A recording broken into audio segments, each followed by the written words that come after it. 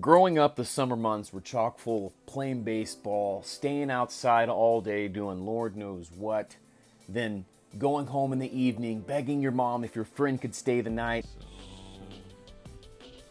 You can? No? Yes. And can you take us to the video store so we can rent a couple of movies or maybe a video game? Staying up all night, watching movies, playing games, getting up the next day and rinsing and repeating.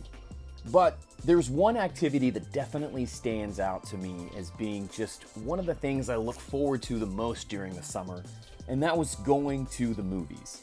I still love going to the movies to this very day. It's one of my favorite things to do. And as a kid growing up in the 90's, man, it was awesome because there were so many great movies that had a huge impact on me that came out during the summer. And if it wasn't for Jaws, right, we may be telling a different story. I mean, that was kind of the first big summer blockbuster.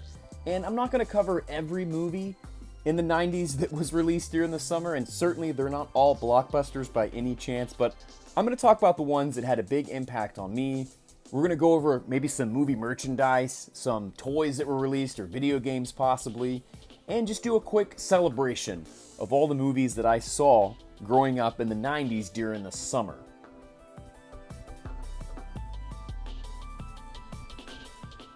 So here are the movies I remember seeing in the theater in 1990. Back to the Future 3, Arachnophobia, The Witches, and Dick Tracy.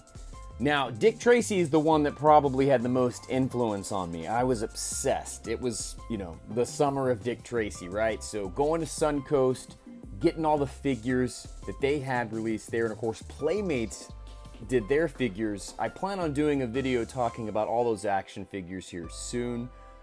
I loved it, and it was a very impactful movie on me. And watching it as an adult, I definitely have a different respect for the design that went into it and everything. I still think it holds up. I think it's a really good movie. Back to the Future 3, not my favorite Back to the Future, but they had the story they had to wrap up in a nice, pretty bow. It's a shame that they didn't do more, but keeping it at 3 is probably a wise decision. And Arachnophobia, man, that one scared the bejesus out of me. And it's funny is actually Remco did release a Arachnophobia spider. And I'm pretty sure that was the only toys that were released for Arachnophobia. And of course, The Witches is a great movie. Flies under the radar, I think, today. But Rowan Atkinson, Angelica Houston, off the top of my head, those two performances are really great. And so the summer of 1990, I got to say the clear-cut winner in that one is Dick Tracy. And believe it or not, McDonald's did do a promotion with Dick Tracy, but I don't think there was any Happy Meal toys. It was just some cups and this scratch off game where you try to find certain mug shots. A missed opportunity, I think. They should have done some Happy Meal toys. But yeah, summer of 1990.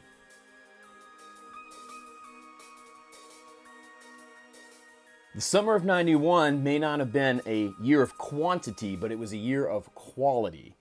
And so the movies that I saw in the theaters that year, let's talk about that first. City Slickers, The Rocketeer, Robin Hood Prince of Thieves, and Terminator 2.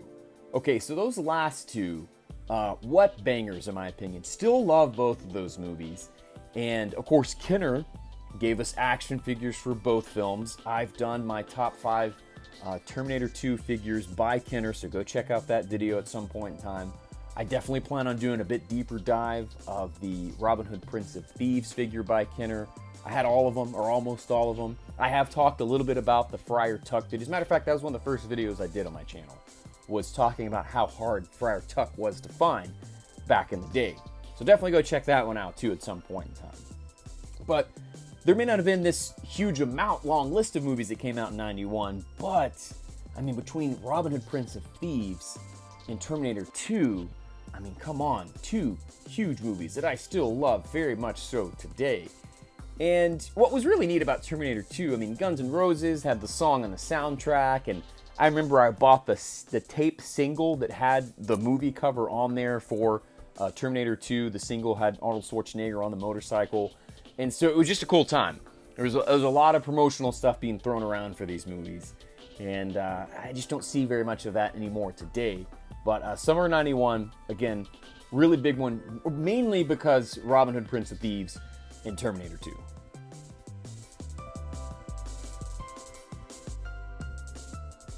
So the summer of 92 didn't have this abundance of films that I saw in the theater, but it does have it where it counts. And so the two that stand out to me are Alien 3 and Batman Returns. Now, Alien 3 technically didn't come out in June or July, which most of the films I talk about are June or July releases, but I didn't see it until the summer months. So I'm going to throw it in there anyway because 92 is a little light as far as content's concerned. But one cool thing I will say is when I did go to the theaters to see Alien 3 at AMC, I got this really cool promotional cup that had the logo on it from the poster, and I had it for many years, and then after a while you wash it enough time and the paint chips off on it, and I would love to get my hands on another one. And of course, Batman Returns, hello, sequel to my favorite Batman film of all time. I won't go out on a limb and say it's better than the '89 version, but it's an equal counterpart. It's fantastic. And of course, Kenner released figures from the film that were great. McDonald's did a promotion that I remember they had, again, plastic cup. I don't know what it is with movies and plastic cups, right? Promotional cups. I guess it's just an easy thing to hand out. But they had the Happy Meal toys, but they also had the plastic cups with different scenes from the movie painted on there, which I thought was really cool. And of course, the only other movie that I can think of that stands out as one that I saw in the theaters that I remember, and I still think it's a good movie today, is A League of Their Own. I'm a huge baseball fan. I think the story's great. The acting in it's really good. It's heartwarming. It's a family film. A good one to watch during the summer months. But so 92 didn't necessarily have quantity, but I think it did have quality in Batman Returns and Alien 3.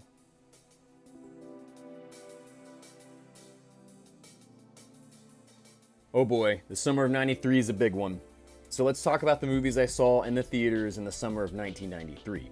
We have Coneheads, Cliffhanger, Rookie of the Year, Dennis the Menace, Robin Hood Men in Tights, Last Action Hero, and Jurassic Park. Wow. Those last two especially. The effect that Jurassic Park had on the industry and me personally cannot be understated. The special effects were absolutely breathtaking and still hold up to this day, some 30 plus years later. And, you could not turn your head without finding some sort of promotional item or promotion going on. I think McDonald's had their hand in the game. Of course, the figures. I made several home movies of Jurassic Park using the figures provided by Kenner. It was just everywhere. It was so big that summer, and it was neat to be a part of it. And I do think that the size and scope of that film definitely overshadowed movies like Last Action Hero, which to me is just a phenomenal film. I still love that film. I still think it flies under the radar. I highly recommend watching it.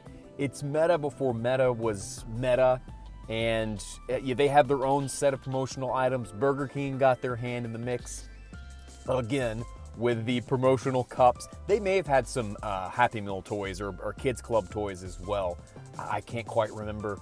But yeah, and it's a shame, right? Because it's a great movie. It just so happened to come out the same year as Jurassic Park. And of course, the other films that year, there's several good ones too. I think Rookie of the Year is a really fun movie. Again, being a big baseball fan, being a young 10-year-old kid at that time, it was something that you just thought was a really neat premise for a story. Dennis the Menace, it's fine, but again, pales in comparison to Jurassic Park and Last Action Hero. And on the note of Last Action Hero, real quick too, as much as we talk about the score that John Williams did for Jurassic Park, the soundtrack for Last Action Hero is great. AC/DC and Alice in Chains and Megadeth. It was just great, and I had to rush out and get the soundtrack just as soon as I could. So really epic year for movies in 1993. Boom! Last Action Hero. What do you think of anyone who doesn't see this movie? Big mistake.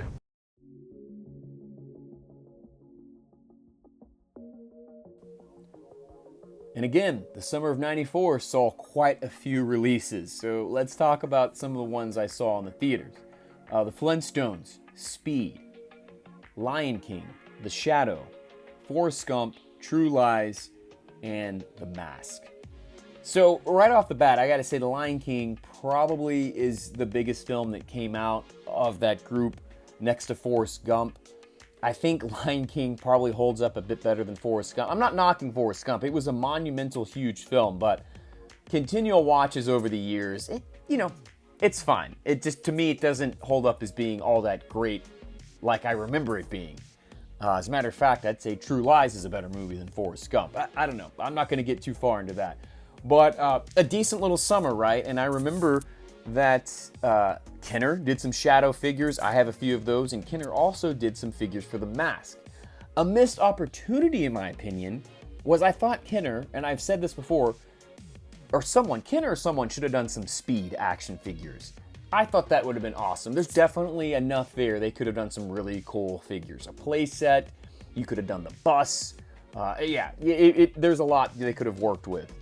And so, yeah, I mean, this was a decent little summer. It doesn't, to me, hold up as much as the previous ones. But again, you got to look at it's more quantity over quality, I think, this year when it comes to summer movie releases, but a decent little lineup in the summer of '94.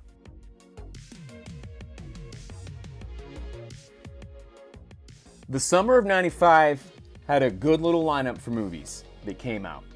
So let's go over the ones I saw in the theaters, and we'll talk a little bit about each one.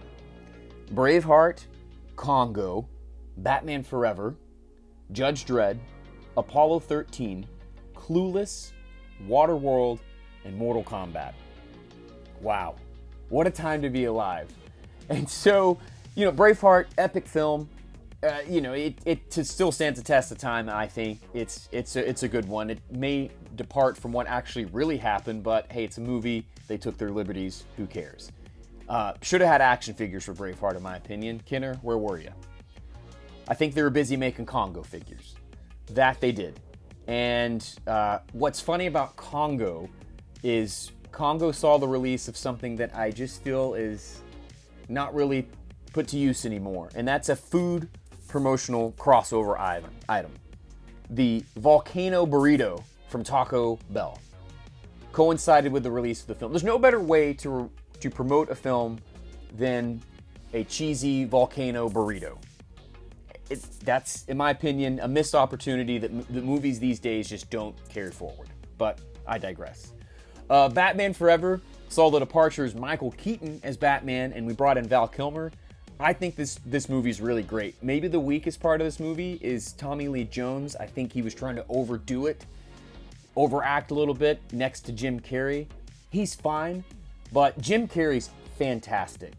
It would have been better, I think, if maybe they just would have included Jim Carrey and maybe brought Two-Face in as a much smaller role, but nonetheless, I still really like Batman Forever. A decent little sequel. Apollo 13, what a great movie. Still can watch this one today. Fantastic. It's tense. The acting's phenomenal. Clueless, to me, is a really fun one. Great soundtrack. Just a great case study on the 90s. It's ridiculous, but, there's Radiohead songs in the soundtrack. I'm a big fan. I had a little crush on Alicia Silverstone back then, too. But I think it's hilarious. It's still a fun watch. Waterworld, Kenner, again, bringing the awesome toys. I still really enjoy this movie. I think over the years, it's gotten a little bit more love. I did a deep dive on Waterworld merchandise and video games last summer, so go check that one out. And of course, Mortal Kombat. Man, this was epic. The song from the soundtrack, first off, that would get you hype. I was running around the house kicking couches watching it. But the movie adaptation of a video game that was just a cultural phenomenon can't be understated. There were some action figures and some things that came out as promotional items for it. You already had a video game, obviously, but I think the first Mortal Kombat really does stand the test of time. So, summer of '95, one of my favorite summers as far as film releases. I can't say that it's the best, but a lot of quality there in what came out in the summer months of 1995.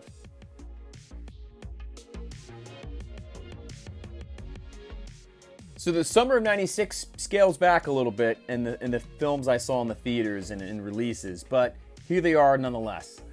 Twister, Mission Impossible, The Rock, The Cable Guy, and Independence Day. Now, I won't talk too much about Independence Day. I've done a video talking about the action figures released for Independence Day and a little bit about the film itself.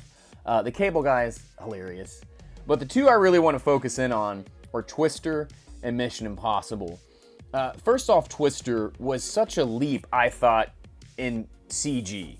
Those tornadoes and all the effects that they brought to the table were really fantastic in my opinion, and I think they still look pretty decent today. I love Bill Paxton, so it's hard for me not to stop down and show that film a little bit of love.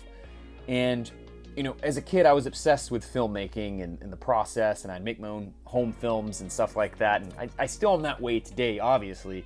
But I remember leaving that theater thinking just, wow, what an epic showing of special effects. And Mission Impossible really stands out to me because the promotion they did for that revolved a lot around the internet, which was kind of the first time I really consciously remember that. There was a website you could go to, I think decipher, try to solve a puzzle, and you know, I remember trying to load the website at home on our AOL dial-up browser, and it took forever.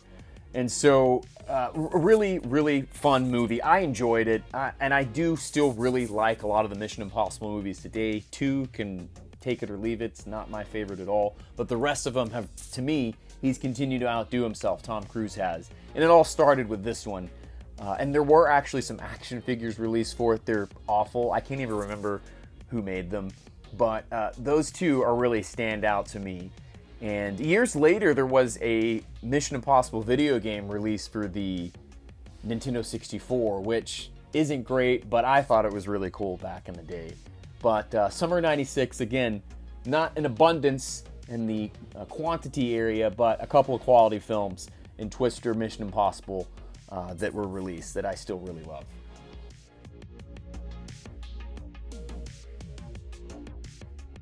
So we're rounding the corner, headed for home, and we're going to talk about the movies for the summer of 1997.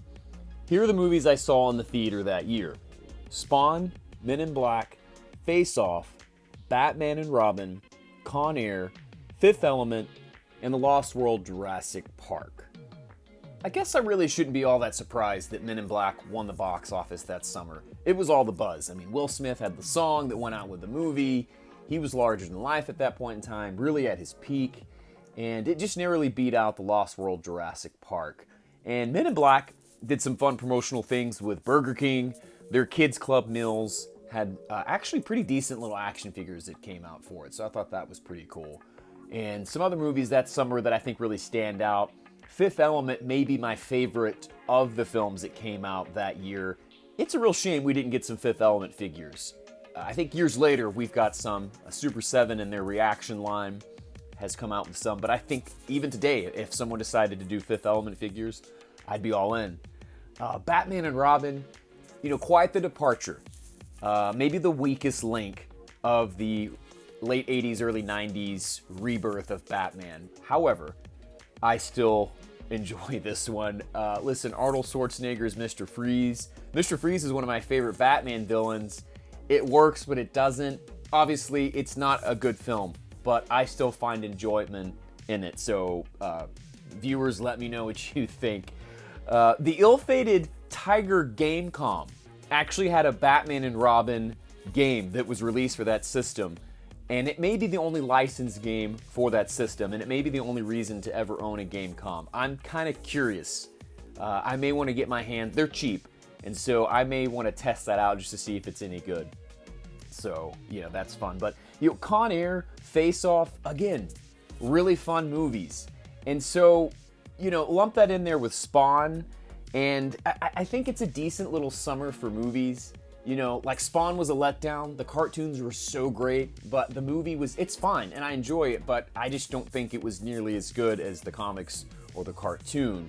And so, all in all, it's a decent summer for releases, but I think it may be a bit weaker in comparison, and you know, that's just kind of how it goes, and it's just because some of these movies maybe don't hold up nearly as well, or there's not that singular, huge, monumental, like blockbuster, stand the test of time type film. I think lumped together, a lot of these films hold a lot of nostalgic value for me. And I think the clear-cut winner is probably Fifth Element, in my opinion. It's just great. All original type of movie. Great acting. Gary Oldman, one of my favorite actors. He's fantastic in it. So yeah, a decent summer. Not really one for the books, but hey, it's what I saw in the theaters, and it's what we got.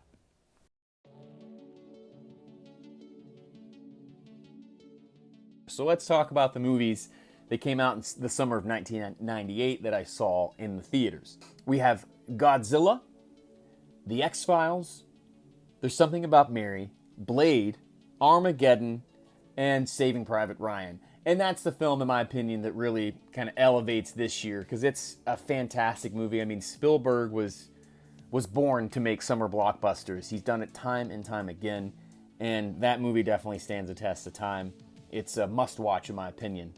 And, of course, Blade is just a whole hell of a lot of fun. When I saw it, I didn't even know that it was based on a comic, but I just was into it from the get-go.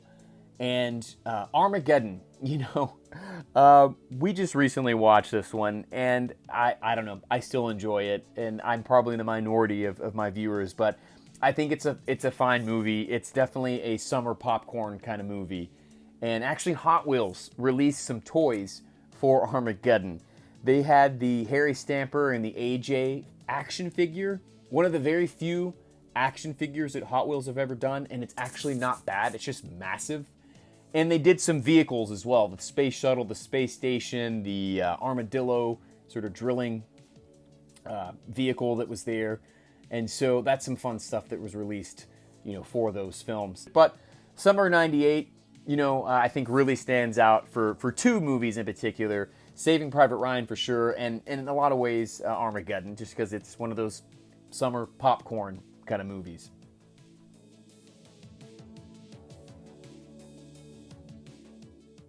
$2-0, party over. Oops, out of time. We're going to party like it's the summer of 1999 and wrap up this list. So, the movies that I saw in the summer of 1999 were The Mummy, Austin Powers, The Spy Who Shagged Me, Wild Wild West, the South Park movie, American Pie, The Haunting. But these last three are the real big ones. The Sixth Sense, The Blair Witch Project, and Star Wars Episode 1. And it's going to be hard for me to really talk about all these without spending a lot of time on those last three. The Mummy's great. The ride at Universal's great. They did some Mummy action figures. Good times. Austin Powers, The Spy Who Shagged Me. Mike Myers at his peak, maybe, with that film. Playing all the different roles. Fantastic. American Pie, of course, being 16 at the time, that movie really hit home as far as relatable. South Park, just a good, dirty humor film. Wild Wild West, definitely the weakest of the bunch. I would put The Haunting over that one, but saw it anyway, and it was just okay. I think there were definitely some Wild Wild West action figures that came out, though they don't strike me as being very memorable. But let's put all that aside. Let's talk about The Sixth Sense, The Blair Witch Project, and Star Wars Episode 1. Okay, first off, Star Wars Episode 1 was monumental. Promotional stuff everywhere. A huge moment for me because it was the prequels to one of my favorite film trilogies of all time. I mean, you couldn't go anywhere without finding some sort of Episode 1 merch somewhere.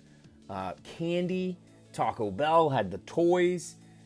It was a big event, and by all accounts, I really do enjoy this movie. It's probably an unpopular opinion. Maybe it's a nostalgia thing, but it was a huge thing for me. And it was really cool to get brand new Star Wars figures in Toys R Us, in KB, in the stores surrounding this movie. I remember going and buying all of them up and just thinking how cool it was that we have a new Star Wars film. There were video games that came out. The Pod Racer game that came out for the Nintendo 64. Fantastic. I mean, you name it. Really monumental, big influence on me as far as the Star Wars franchise, and a big moment having a new movie that came out in the summer of '99. The Sixth Sense, I gotta say, this movie was spoiled for me, so it didn't have quite the impact on me as I know it did a lot of other people, but this was sort of the world's introduction to M. Night Shyamalan. And he's really gone on to make a lot of great movies, and this was kind of where it all started, where people saw what he was capable of doing and really having this sort of twist and turn at the end that no one saw coming, unless you're like me, and that ending was spoiled, but that's okay. Thanks, Clint Edgar, for that. I'm not bitter, I swear. But 25 years later, I'm still holding a grudge. No, it's all good. Still a good movie. But the one that I think is the big standout is the Blair Witch Project. And the reason is, I remember we had to travel to another town to see this, another city, because where I was at, where I grew up, they weren't going to show it. It was too controversial. But the hype surrounding this movie, the advertising, the promoting of this film was genius. And we'd never seen anything like this before, or at least I hadn't. And I remember, going into it knowing like, this isn't, I don't think this is real, I'm pretty sure this isn't real in the back of my mind, but still being very uneasy about the whole experience because it felt so real. And it was monumental, a time in filmmaking, and I still think it's one of those things that looking back, the summer of '99, really the two big ones, The Sixth Sense for most people, not for me, but Star Wars Episode 1 and the Blair Witch Project, just because what they brought to the table to the respective franchise. I mean, the sci-fi franchise for Star Wars and the horror franchise for the Blair Witch Project. So viewers, what summers stand out to you having some of the best releases? Is there a particular summer that is just super nostalgic in your opinion that you remember like more so than the other? Are there movies that you saw that weren't on my list? I would definitely love to know. I love the conversation with my viewers, and I can't thank all of you enough for chiming in. It's funny going down memory lane and talking about these movies because it just brings up a lot of awesome memories of the summer months and being excited to go to the theaters and see these films, and then being obsessed with them afterwards and having to get my hands on all the merchandise. If the pressure was really put on me, if I had to say which summer was my favorite, I may have to say the summer of '91, just because Terminator 2 and Robin Hood Prince of Thieves. But the summer of '93, I mean, Jurassic Park and Last Action Hero. I mean, what about the summer of '96? The introduction of promotions online, on the internet, right? Go to the Mission Impossible website. I mean, each one has a special place in my heart. And so I would love to know from my viewers, do you have those same type of memories?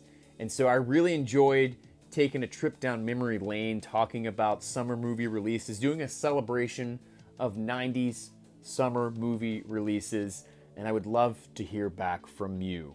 And if it's your first time here and you like what you've watched and seen, I encourage you to tell a friend, let them know where I'm at, send them a link to my channel, hit like on the video, hit subscribe, hit the notification button. You can stay up to date when I post new content. I try to do one video a month, sometimes more, sometimes less. Life gets in the way and you can't always get to doing this stuff that I absolutely love, and I can't thank each and every one of you enough for tuning into my channel. And it's like I always say at the end of my videos, let's be kind as we rewind and fast forward through time. Thank you so much for stopping by 2 Day Rentals.